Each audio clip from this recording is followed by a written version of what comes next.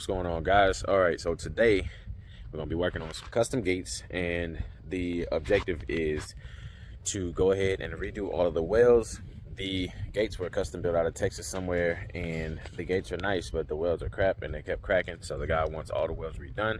So here's what we got. All right, so we got, I don't know what that is, something they tried to weld it and it's full of undercut, and it's basically something slapped on there and then they hit it with a grinder. You know, all of that stuff is undercut and cracking, and it's not fully welded. It just kind of slapped it all together. And this right here, it got bent and somebody tried to weld it, and that just looks terrible. And right here, the storm, one of the storms kind of pushed that side, and it slanked this, because this gate is real heavy. So it slung the gate and it closed it hard enough for this end to snap off and this part to go into the gate. So we're gonna have to seal that up, cut this off, put another piece on there, and re-weld all of that right there. And on the bottom, they spaced out the bottom. See, we got a spacer here and we got a space behind there. So they put a spacer, spaced it out, so I guess to keep the gate level. But this right here is just absolutely terrible. So we're gonna go ahead and get all of that fixed up nice and neat. All right, here's the other side. And up here, this is not too terribly bad, but again, it's undercut and everything, and they don't have anything on the top or the bottom. And this right here is just kind of patched up, you know, whatever. That I definitely don't like that. You don't really have much support here. If, you know, with these heavy gates, if the wind hits that hard enough, that's coming off. This right here, they pretty much just slapped something on there just to get it done, I guess. And all of that right there, that's just, it's no good. So it's kind of hard to see because of the sun and everything, but you can get the idea of it. It's pretty terrible. And look down here, this is yuck. So we're gonna get that thing seal welded so no moisture can get in there. All this over here, all this opening, water can sit in there and it's gonna rust out over time. I'm gonna seal weld it all the way around so nothing can get in there, and it's gonna stay strong for a long time.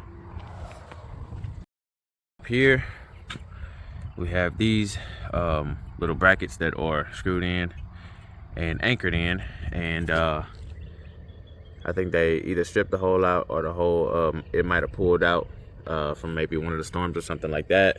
And right here it broke the bricks, so that's gonna have to be redone. And on this side, they welded these on and anchored them in, and these are inset pretty good because when the storms kind of made that thing kind of flex a little bit, you can see the bricks are cracked. It almost cracked the bricks and broke the whole thing. He said that's hollow in there, so I can see that happening. Because this gate is super heavy, especially with that wood, because that wood holds moisture. And it and then from the storms, swinging that gate open and hit this right here also. So what we're probably gonna end up doing is adding a third latch right here, hinge. Sorry, I'm gonna add a third hinge here, and it's gonna have 3 hinges on each one, and that's also gonna stiffen up the support from this pole. Instead of it having just weight on the bottom and weight on the top, it'll have the weight evenly distributed through that center, so it'll keep that pole, it'll keep the tension evenly on this pole, and it'll strengthen it up pretty good. And we'll do the same thing on this one. We'll go ahead and put 3 hinges on it and stiffen it up. We're gonna take these off. That one's already off. We'll go ahead and take these motors off, set them on the side, and then we'll close the gates in together to see where they sit and make sure that it's gonna sit where it needs to be before I start welding, because I don't want to weld on anything that's already wrong. So if we have to you know, cut some welds and readjust and lift it up, lower it, whatever we got to do, we'll do that. So let's get started. So I forgot my my tripod today, so I won't be having my phone set up or having my action camera set up because I forgot both, trying to rush and get over here. I'm only gonna be working half a day today, so when I come back tomorrow, I have the camera set up, and we'll go ahead and get some live footage or get some time-lapse footage or something like that so you can see what I did. But for the most part, we're gonna go ahead and do the work, and then we'll come back and show the after, as I've already shown the before. So you'll be able to see the before and after. And yeah, let's go ahead and get it knocked out. So we're gonna get rolling this morning.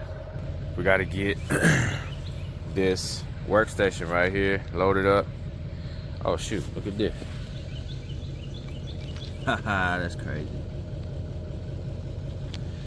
Today we're gonna be using the MPX 330 stick welding.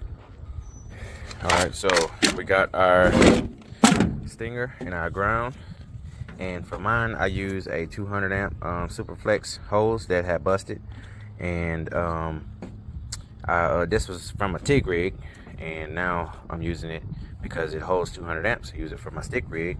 It's long, it's lighter than hauling a freaking heavy cable around, and I can have a longer rig, and it's still lighter than a shorter rig with this type of cable on it. So this thing is probably what, 15-20 feet, and my ground is probably maybe 8 feet, and this is still lighter than this.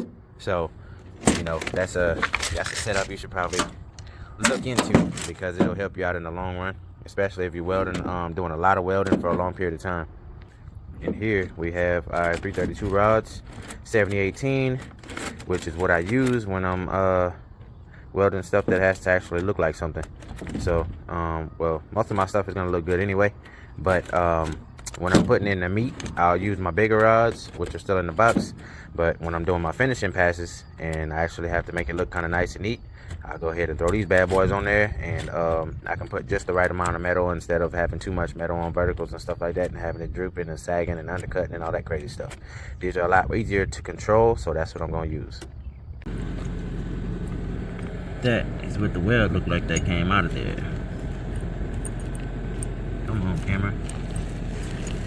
That is yuck. There's a space right there. Basically nothing holding it. That's why it was breaking. This is the other side. That was pretty decent. I'll put it all the way out, and we're gonna get this piece of metal up here even with this hinge, so we can go all the way around that bad boy. All right, so we got the bottom part of the hinge out. We cleaned it up all the way around.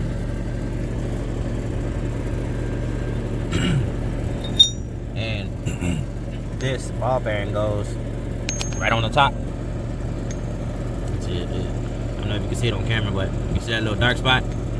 That's where the ball sits. And it goes in there first, and then this goes under it. So what we're gonna do is, got some grease. We're gonna grease the crap out of it, put a whole bunch of grease on top, set this ball on top, put a little grease on the ball, set it on top, jam it up in there, and then we're gonna go ahead and put it in position and tack it. This piece right here was long. I cut a piece off of it so it can be the same length, because I'm gonna weld it on the top and the bottom.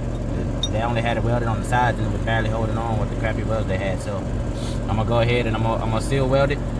That way no more moisture can get in there, and it won't rot or anything for a long time. So yeah, let's go ahead and get this thing greased up and put it in position, and we'll come back after we got it tacked. All right, we got it centered here on the side, looking at it, okay, and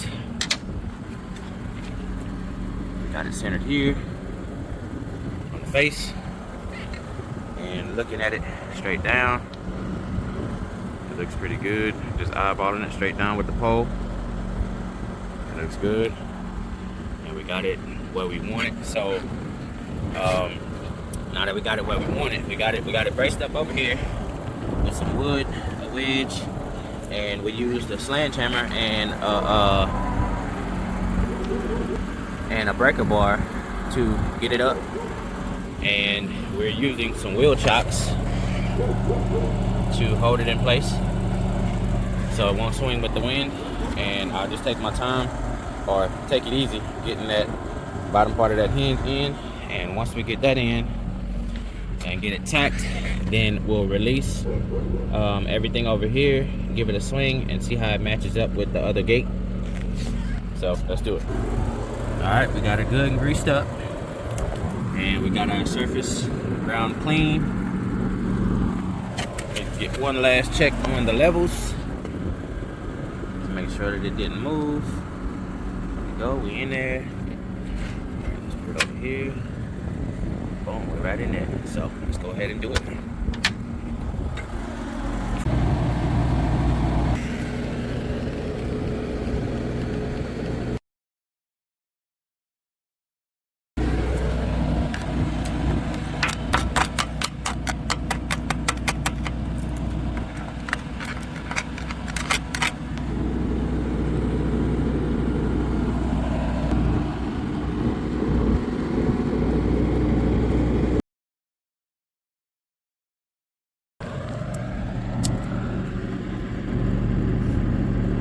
Look at that. Oh my God. I spattered a little bit of weld on there and then put caulking. Then fuse in the bottom. Probably didn't fuse in the top. There's nothing but caulk in there. That's why I keep breaking. Golly.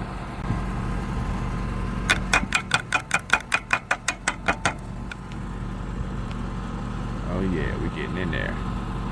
And any of that trash that's in there, that fire's gonna eat that out. Put some good metal in it. And then we're gonna come over with a weave pass, and that's gonna be locked in.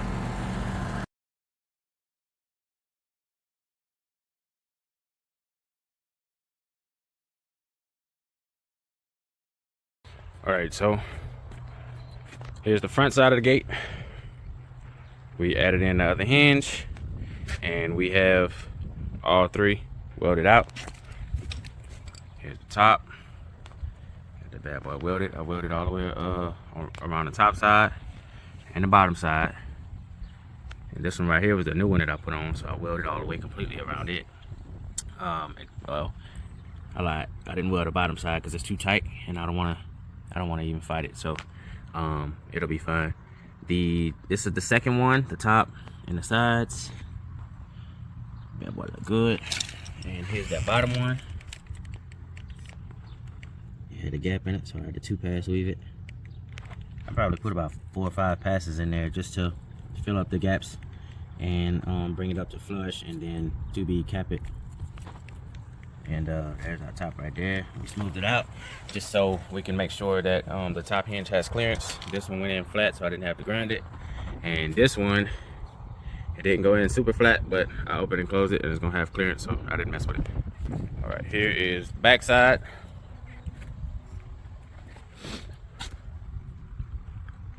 Look like almost like TIG. Here's our middle one. And then here is the bottom one. And we also caught the bottom part of that. So that bad boy came out good. So I think he's gonna be happy with that. It's solid, straight seal welded, ain't no porosity, none of that crazy stuff. Smooth, and I don't think this gate's ever gonna come off. The only way that's gonna come off is the whole pole come with it. So yeah, we got this one done with the 3 hinges, and mess with those brackets for the little controller arms, and we'll come back and do that probably tomorrow. I may come back this evening depending on how everything goes. I gotta go take care of something at home. So yeah, when we return.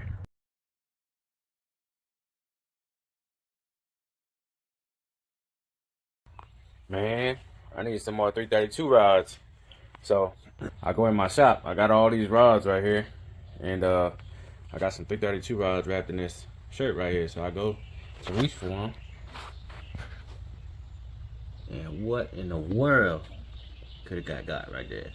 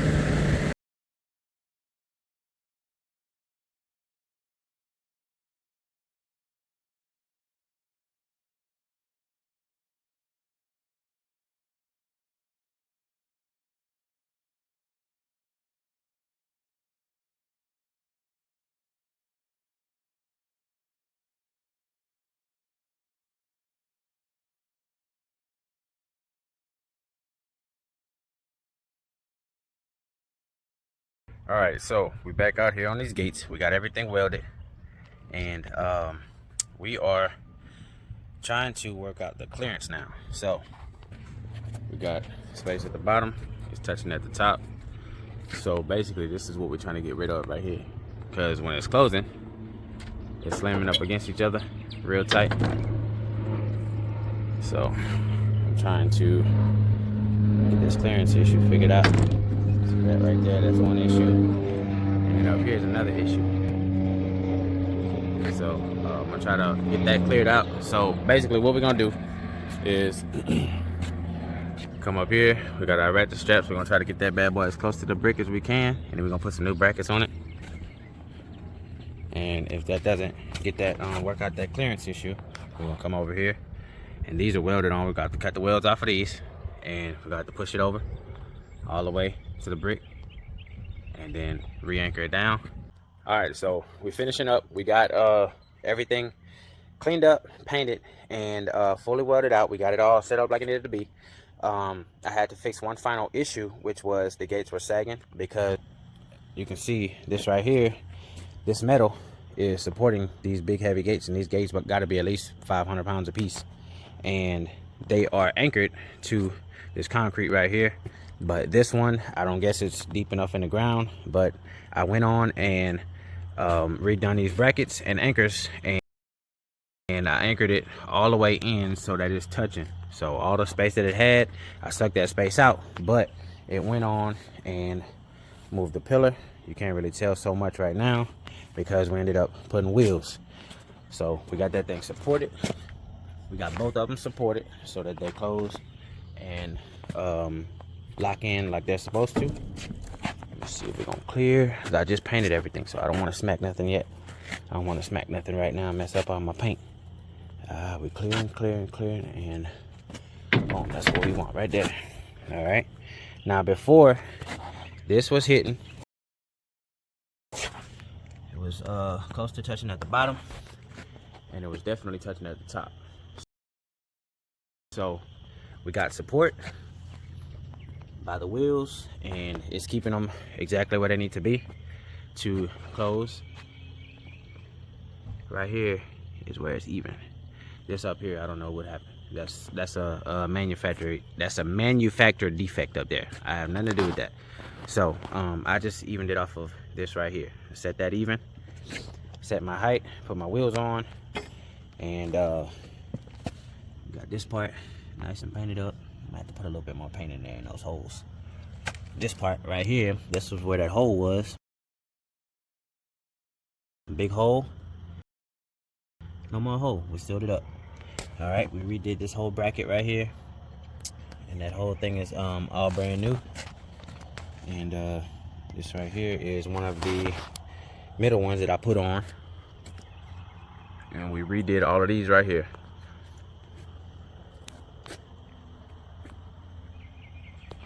All right, we got everything looking good. I painted all my welds, that way if you know they want to paint the whole thing, they won't have to deal with rust, because my welds are painted. Got a couple of drips. I'm gonna wipe that.